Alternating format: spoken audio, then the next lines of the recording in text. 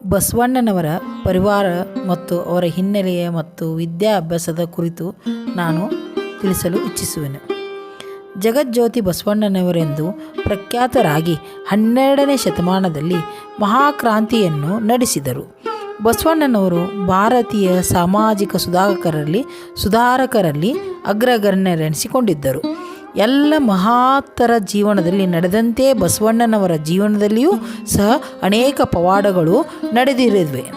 ಬಸವಣ್ಣನವರು ಶಿವಶರಣರಿಗೆ ಆಶ್ರಯ ನೀಡುತ್ತಿದ್ದರು, ಮಾರ್ಗದರ್ಶಕರು, ಆರಾಧಕರು ಆಗಿದ್ದರು.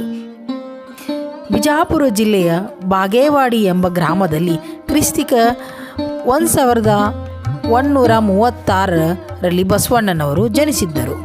ಇವರ ತಂದೆ ಮಧು ಅರಸ, ತಾಯಿ ಮಾದಲಾಂಬಿಕೆ, ತಾಯಿಯ ತವರೂರು ಇಂಗಳೇಶ್ವರ. ಮಾದಲಾಂಬಿಕೆಯ ಅಣ್ಣ ಬಿಜ್ಜಳನ ಭೂಪಾಲನ ಮಂತ್ರಿಯಾಗಿದ್ದರು. ಇವರು ಬಸವಣ್ಣನವರು ಬಾಲ್ಯದಿಂದಲೇ ವಿಚಾರಶೀಲರಾಗಿದ್ದರು. 8ನೇ ವಯಸ್ಸಿನಲ್ಲಿ ತಾಯಿ ತಂದೆಯವರ ಉಪನಯನ ಸಂಸ್ಕಾರವನ್ನು ಮಾಡಲು ನಿರ್ಧರಿಸಿದರು. ಸನಾತನ ಧರ್ಮದ ವಿಧಿಯಂತೆ ಬ್ರಾಹ್ಮಣರಿಗೆ 8ನೇ ವಯಸ್ಸಿನಲ್ಲಿ ವೇದ ಅಭ್ಯಾಸ ಆರಂಭಕ್ಕಾಗಿ ಉಪನಯನ ಸಂಸ್ಕಾರ ಮಾಡುತ್ತಾರೆ.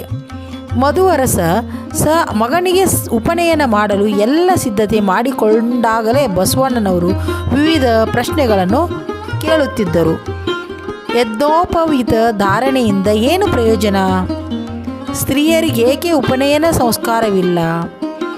ತಾಯಿಯವರಿಗೆ ಏಕೆ ದೇವರನ್ನು ಪೂಜಿಸುವುದಿಲ್ಲ? ಇಂಥ ಪ್ರಶ್ನೆಗಳಿಗೆ ಮಧು ಅರಸರು ಸರಿಯಾಗಿ ಉತ್ತರಿಸಿದರು.